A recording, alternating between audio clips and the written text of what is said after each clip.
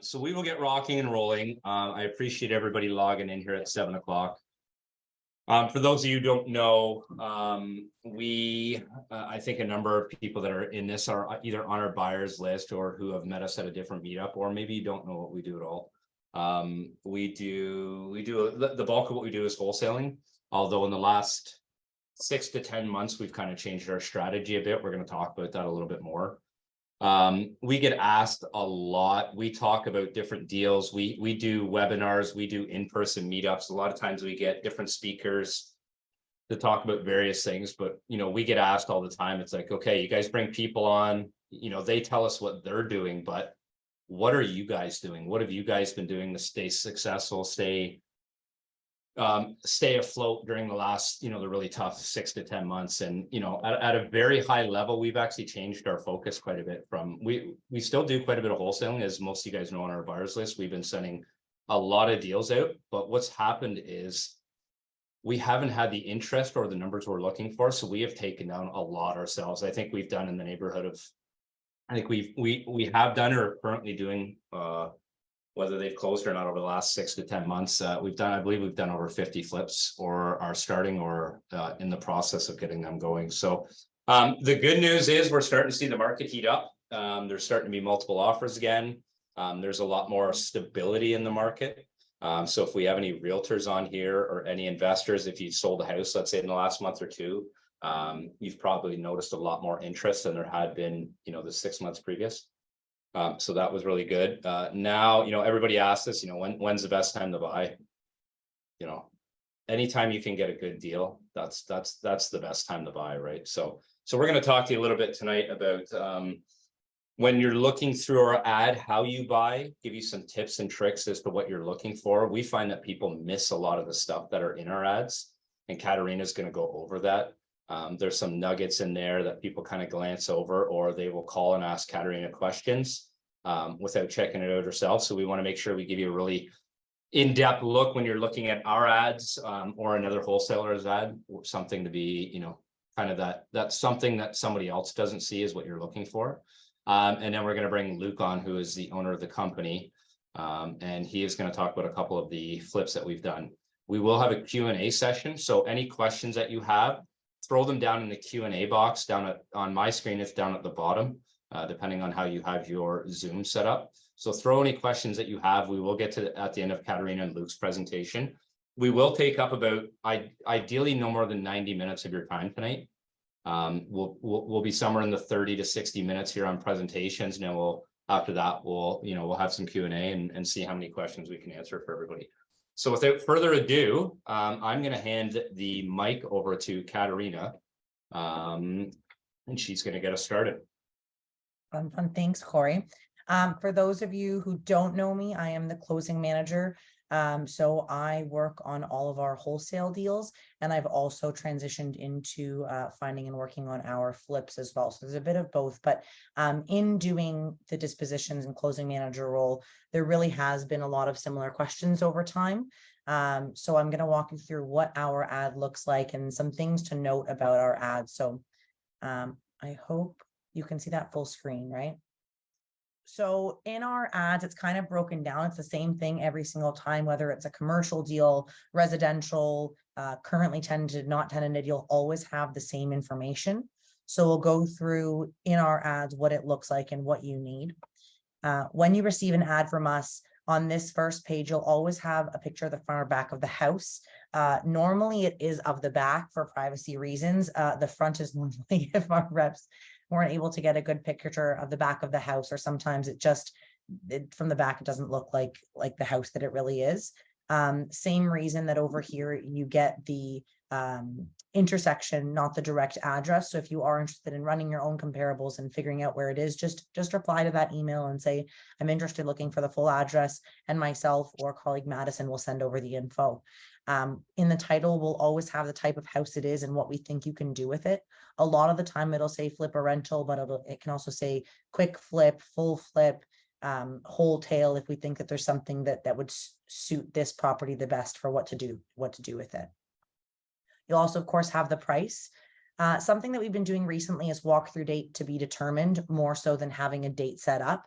If it's a property that is in a very hot area, such as Hamilton and all of those ones, we will already have the walkthrough set up, but otherwise just reach out, and we're normally going to set it up a few days from when the ad goes out. So as long as you tell us you're interested, you'll get added to a list of interested buyers, and we'll keep you updated with walkthroughs and everything. I know everyone gets a little bit stressed that they don't know the day of when they're interested, when the walkthrough will be, but Madison and I always put your name, your phone number, and your email into our database, and information will get sent out as soon as we have it.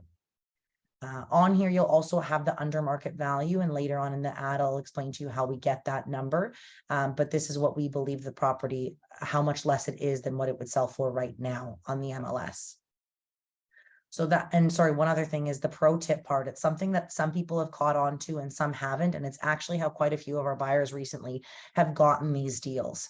We're not joking when we say, if you're interested, just make us an offer. It's not always going to be possible for me to get the price reduced, or for me to be willing to, sometimes it's something that doesn't make sense number wise to lower, but there are cases where people sometimes will see, oh, it's in Burlington, there must be interest, I'm not going to offer. Genuinely just make an offer, because more often than not, you might actually be the one to get it because of that number in our email.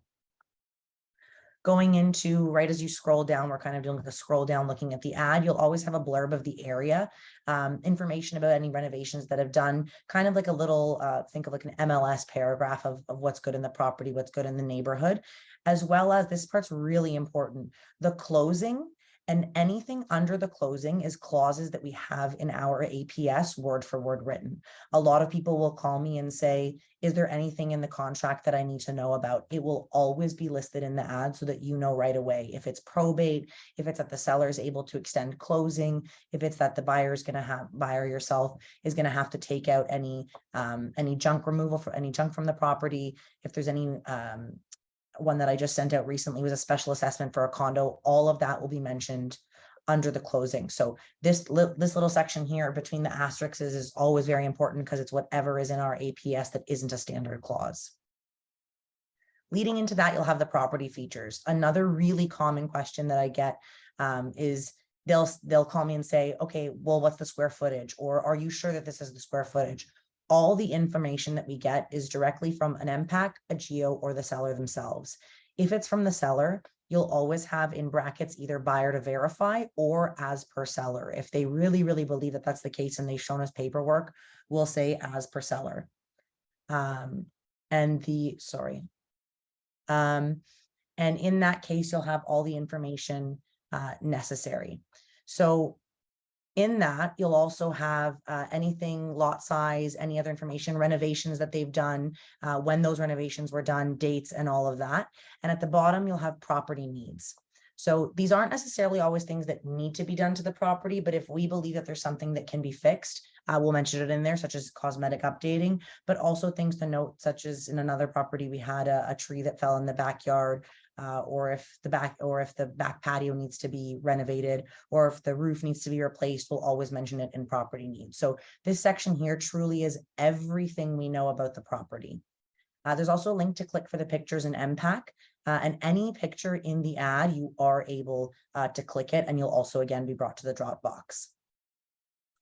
This section, people I think forget to scroll down far enough to find it, because more often than not, I'll get an email or a phone call asking for comparables. There will always be a minimum of 2 comparables in each of our ads, unless there's really no comparables there, but I will mention that, but there's normally at least 2 comparables. In that, we'll have a little blurb, and these blurbs are actually quite important because we'll explain to you why we believe the property is worth that. So we'll compare the square footage, the bedrooms, the bathrooms, the type of house, if it's renovated or not, if there's something different from ours, and all of that will be available in these blurbs. And each of these addresses is clickable. So you'll be able to click it, go to the house sigma, and then actually see the property in comparison to ours. So these will always be available to you. In the very end, you'll have the financing and a referral of the link to watch this video. That watch this video is pretty much just what I went through now, also explaining how to make an offer, how our offer process works, all the details of when you sign up for our list, and how to go from there in purchasing a property from us, as well as our partner Calvert, who we do use for financing. And we have had a lot of people on our buyers list use them for financing. They're somebody that you can reach out to as well. But pretty much now that you know all those steps, if you ever forget something or want to review, at the bottom of all of our ads, it says watch this video, and it'll be another quick 10-minute video by me explaining step by step our ads, our offer process, and what it's like working with us. So that's that. Awesome, Kat. Thank you very much for that. A couple main things that I just want to just re-highlight there. Like, if you scroll through the ad and you take a look and you can't find the answer you're looking for, reach out to Katarina, text her, call her, watch the video first at the bottom. A lot of times that answers the questions about the how do we go about doing it. And don't be afraid to reach out to Kat if you see a comparable that's different and you want explanation on maybe why we didn't use that comparable, or just an explanation on, what do you think on those comparables. I know Katarina's happy to talk, happy to explain what we're seeing and why we think it's a great deal. But the only way you're going to find out is if you make that phone call, right? So, and as you guys can see, Kat is very friendly. If she's not very friendly, please somebody let me know. It'll be the first I heard. So awesome. All right, so I will get the floor over to Luke. Again, if you have any questions for Katarina or any questions in general, throw them in the Q&A section and we'll try to get to as many as we can at the end. So perfect. Luke, the floor is yours. Okay, so as I think we mentioned, I'm going to be talking about, I'm going to give a few examples of some of the flips we've done recently. Like we said, we found a lot of investors have gotten more cautious, and we still believe there's really good opportunity to flip houses in this market.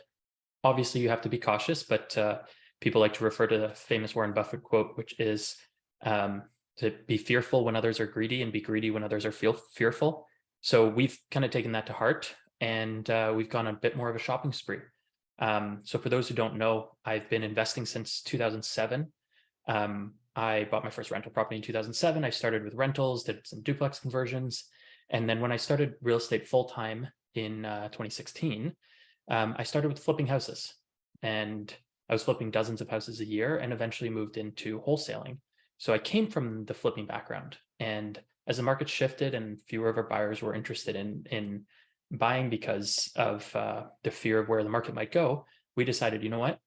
If properties are being bought at the right price, there's actually more opportunity now, because the investor grade properties, there's less interest, there's less competition.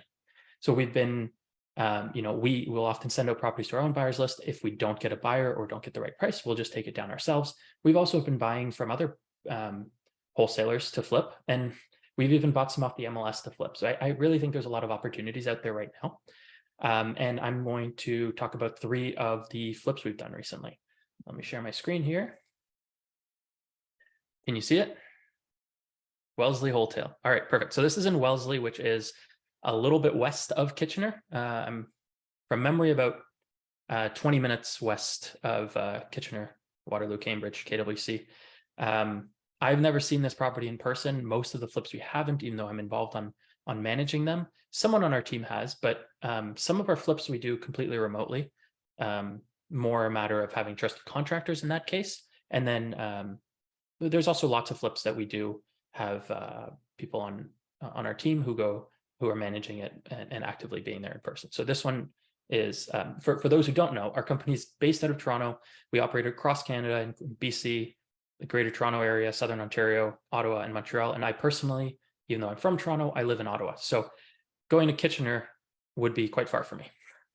Probably a 6-7 hour drive. So instead, I flipped it remotely. So here's some details on it. Oh, how do I do this? All right.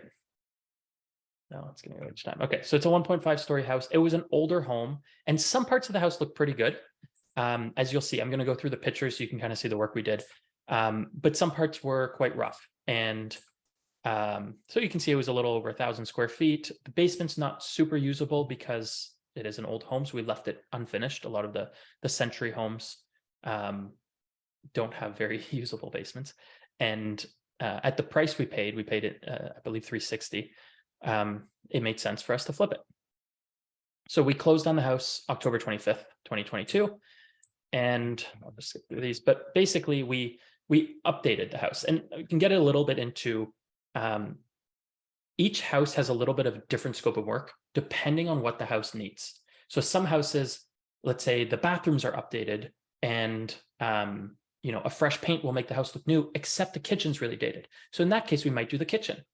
And you might have an opposite case where the kitchen's really updated, but they haven't gotten to the bathroom yet. In that case, we might do the bathroom. So we're trying to bring the house to kind of a uniform level. But because what we used to call, we did wholesales, which is a wholesale to the retail market. It's basically when we're selling a wholesale, but we're selling it on the MLS.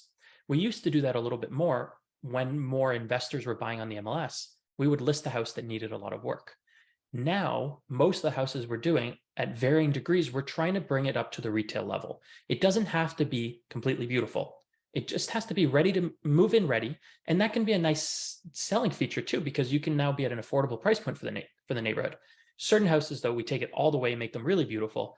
And it a little bit depends on what you're starting with. So if a house needs a lot of work, we're going to have to do more work to it. And if we're doing more work to it, we're going to bring it to a kind of a higher level of finish. But if the house is in pretty good shape, the cabinets are functional, they're not damaged, they look pretty good, the bathrooms look pretty good, they just need a good cleaning, then we might, let's say, refresh the flooring, do new vinyl plank flooring if we need to, paint throughout. Light fixtures are really important, including watching the color of the lights we do. I don't like a light that's too yellow, too white, so we kind of go with a midline, 3,000 to 4,000 Kelvin, 3,000 to 4,000 K for the light color. And so changing lights throughout, getting rid of ceiling fans in the most part, things like that. So brightness, pot lights, and you'll see the difference in the pictures. Sometimes it's really just a matter of good lighting and flooring and paint goes a long, long way without a ton of money. So this example, we didn't actually do a new kitchen. We didn't actually do a new bathroom. We cleaned it up and made it look better. So you'll see how it looks here. So this was just, the garage. We did end up having to do a new flat roof over the garage portion, or might have been shingled, I'm not sure. Over the garage portion, it needed a roof. It was leaking in the garage, but the main house's roof was fine. The back addition, though, was completely missing siding. As you can see, they left it like this with the Tyvek wrap, and it looks really bad, right? We don't want to reside the whole house, but we didn't need to do the whole house. This was kind of the back of the garage as well as the back of the main house. And look at what a difference that makes. Just clean siding, right? You can see we didn't even redo the gutters necessarily. This was kind of a simple, clean project. And that was the focus on it. And it made a big difference just putting siding up. Same thing here, just updating the siding across the back, getting rid of, this bullseye. And it almost looks like, this Tyvek falling down almost looks like tarps taped to it. It just doesn't look good. So cleaning that up made a big difference. This was the back addition, kind of behind the kitchen. Having this as unfinished area next to with the laundry there as well, but on the main floor didn't look good. Now the house was heated with a furnace. There was no ductwork running to this area. So what we did was we put a wall mounted heater to make sure this room would be warm for showings essentially. And it's something that obviously goes with the house. Electric heat isn't the most desirable thing, but in this case, because the basement doesn't run under the addition, we decided to heat it this way. Again, keeping it affordable, making it clean and move-in ready, but we're still leaving room for the new buyer. They can get in at a lower price, and if they want to make further upgrades over time, they can. So that's kind of how we're trying to leave it. So you can see the kitchen before and the kitchen after. Kitchen before is kind of close up, but you can see that we just, again, better lighting, better photos, updated, it makes a big difference just improving how bright a space is. Some of the flooring we even tried to keep throughout. So again, it's the same room, slightly different angle, of course, but you can see how much of a difference painting and lighting can make in a room. It just makes it feel like a completely different space for a relatively small amount of money. And you can see the bathtub here. I think we gave it a good clean and we gave it some enamel paint over some chips. And that's about it. I mean, I believe we have the same shower head here. It's I believe the same vanity. It's the same tiles and the same tub. So better lighting, as I keep saying, better lighting makes a huge difference, painting it brighter. And of course, professional photos go a long way when you're selling. The upstairs, it needed new flooring and just little finished touches to make it feel more comfortable. And then the dining room. And again, we painted out these French doors. We were really trying to brighten the space and give it a different feel. So you can see how this looks. Like that was looking into the living room. You can see we gave it a really different feel. And I don't think we spent a crazy amount of money. This was another room in the house, unfinished floors, big difference. So I believe we actually paid $360. I think the $366 was including our closing costs. We ended up spending just under $56,000 on renovations. It was a decent amount of work. Insurance, we have kind of a commercial policy that allows us to roll properties in and out. If you're doing enough volume of this kind of project, it makes it way, way easier than getting individual vacant policy insurance. I will say, I'm not looking at the chat, but if anyone has questions, put them in the Q&A, and we're going to get to questions after I finish my presentation. Questions for me, Kat, or Cory. We're going to get to all the questions together. So yeah, carrying costs, financing for sure. This one we used a mortgage investment corporation. You'll see it in the emails. I believe Kat maybe covered it, but one lender that we used on this one and we recommend in our emails, you get a slight discount if you reference us, is Calvert Home Mortgage. They're an Alberta-based mortgage investment company, and they finance a lot of our properties. So financing was there. It sounds like a lot, but again, it allows us to make the profit. Realtor fees and legal fees, and we sold it for $550,000. This one was one of the reasons for our carrying. We sold this one so we closed October 24th. We sold it on December 25th, Christmas Day. However, it closed, I believe, on March 25th. We had a 3-month close, which is one of the longest closes we've had on a retail product. However, they offered, I believe, $20,000 above our asking price in this case. So it made it worthwhile. We were willing to hold it for longer to get that additional profit. And as you can see, we made just under $70,000 in profit on this one deal. It's nice when your profit's more than your reno cost, right? So there's a few examples here. One of the 3 examples that I'm going to cover, one of them has an even smaller reno cost, and then another one has a larger reno cost. Yeah, so I'll answer questions about this later. But yeah, you can, this is all of our kind of exact costs that we pulled out of our spreadsheet. So you can see what it cost us to do this. And we had another property in Kitchener. Now, what I like about this one as an example is we bought this one as a wholesale deal. So as people were saying, oh, aren't good wholesale deals out there, or there's no good deals out there, or you can't make money in flipping right now. Take a look at these numbers. So one of the things we liked about this house is it was in good shape. We didn't have to do a crazy amount to it. A better picture makes it look a little lighter. Close the windows. We didn't do much out here. It was wintertime. There was snow for part of the time we owned it, so we couldn't really clean up the yard much. This was the living room. What we ended up doing, one of the main things we did was even though the hardwood was in okay shape, it wasn't in great shape, and there were some more worn spots. Rather than sanding and refinishing the floor throughout, we decided to go over it with a vinyl plank flooring. So I guess someone made a comment to me the other day. It's that the people in the future are going to be, you know how people now are going, I can't believe, grandma and grandpa covered those nice hardwood floors with carpet. Now in the future, it's going to be like, I can't believe they covered those hardwood floors with vinyl plank flooring. But if your floors are solid and not creaking a lot, you can go right over it with vinyl plank. So that's what we did here. And I really like doing the vinyl plank, in part because sometimes, like depending on the condition of the bathroom floor, we go right into the bathrooms. It's waterproof, and you can really have kind of one floor throughout. You can run it through the kitchen. When you go into a house and there's 3 or 4 different kinds of flooring, or you go onto one floor and there's 2 or 3 different kinds of laminate flooring on the same floor, it looks really inconsistent. It doesn't look very good. And flooring isn't incredibly expensive. It's worthwhile for the most part. So we were even, as I focused on the importance of lighting in the other one, we were even able to keep a lot of the lighting in this house because they had nice light fixtures. So again, we didn't redo this kitchen. It's pretty much the same kitchen. It's just better pictures of it, essentially. and we did paint the walls to make it lighter. Bathroom, again, we were able to keep the bathroom. It even, yeah,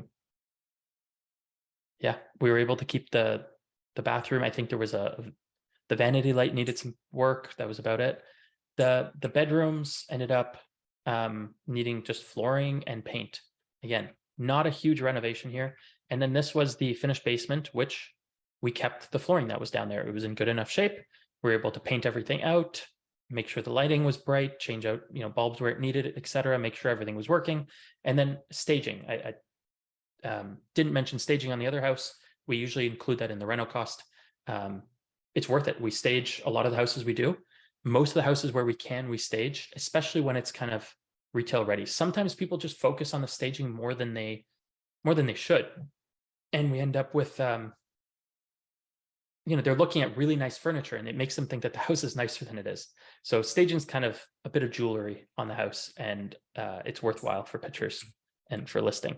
Where you can't stage, sometimes we'll do virtual staging, but we really like to do physical staging. So again, I think we did pay exact $437 on this one. We spent $15,000 on renovations. So not a crazy renovation. And then carrying costs, realtor commissions, etc. We had a profit of $78,000. This, again, I want to say this was another wholesaler's deal that we bought.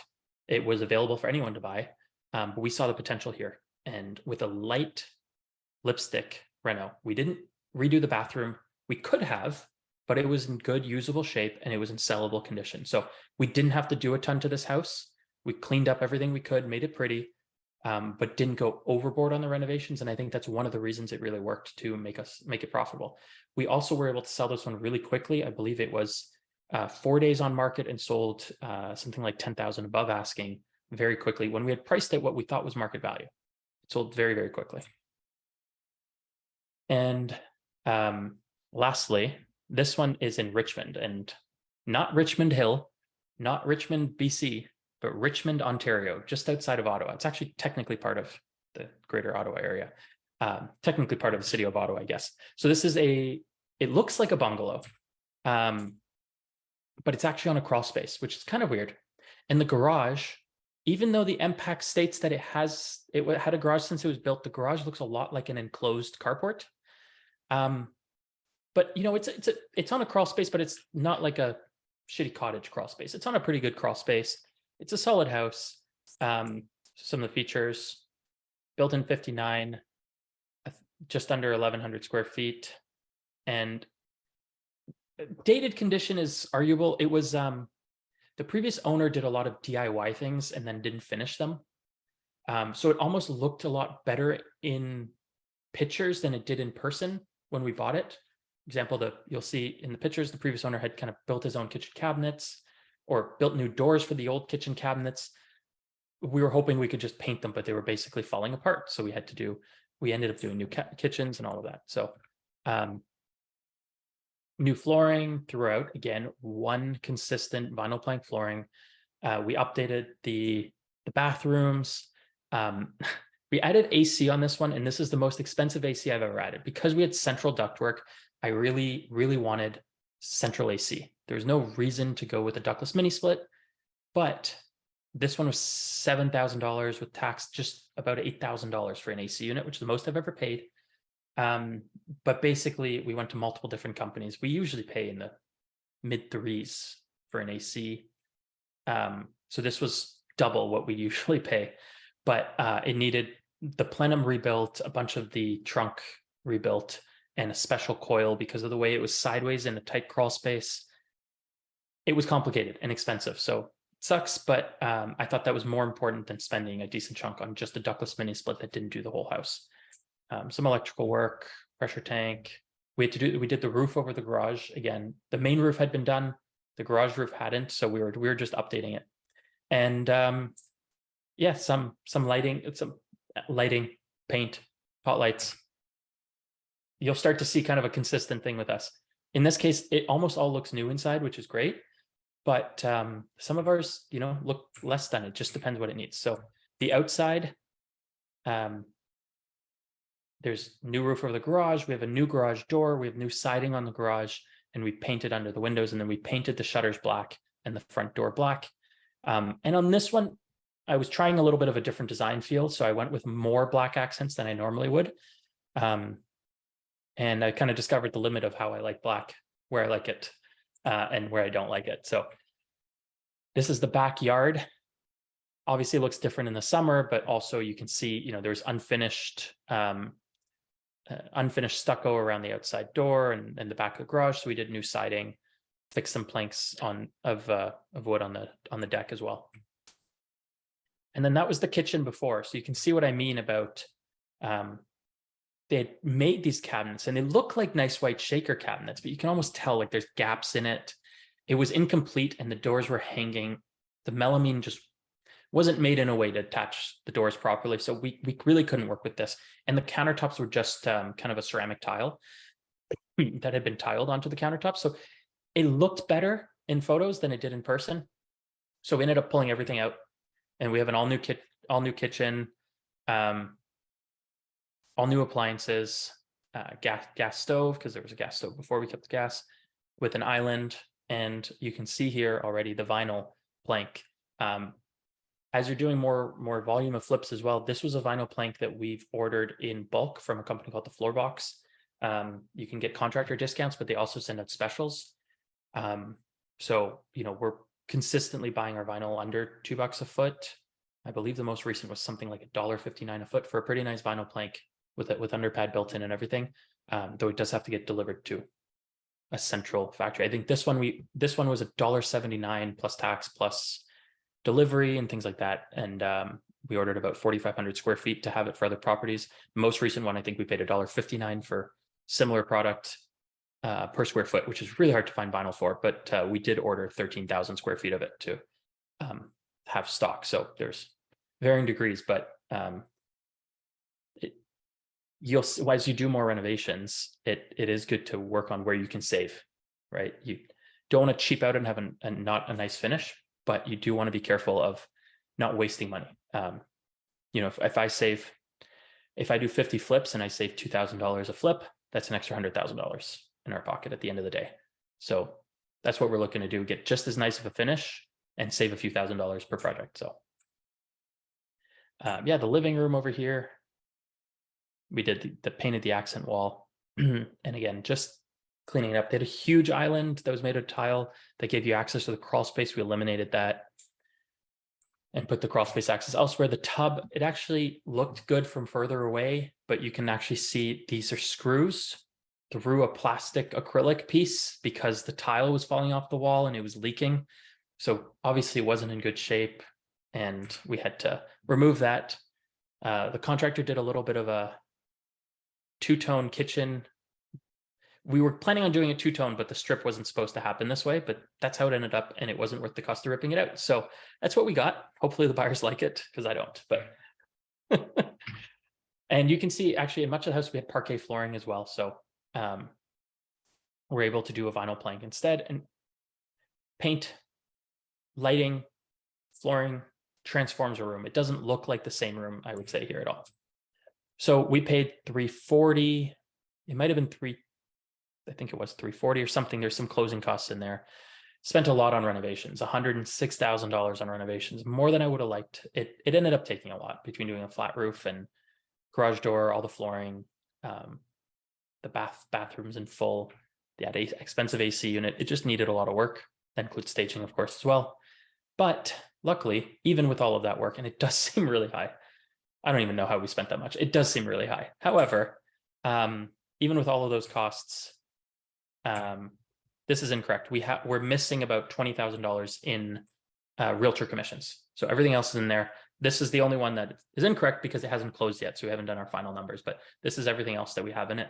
So we actually made just under $50,000 on this one because we were missing our realtor commissions on this one.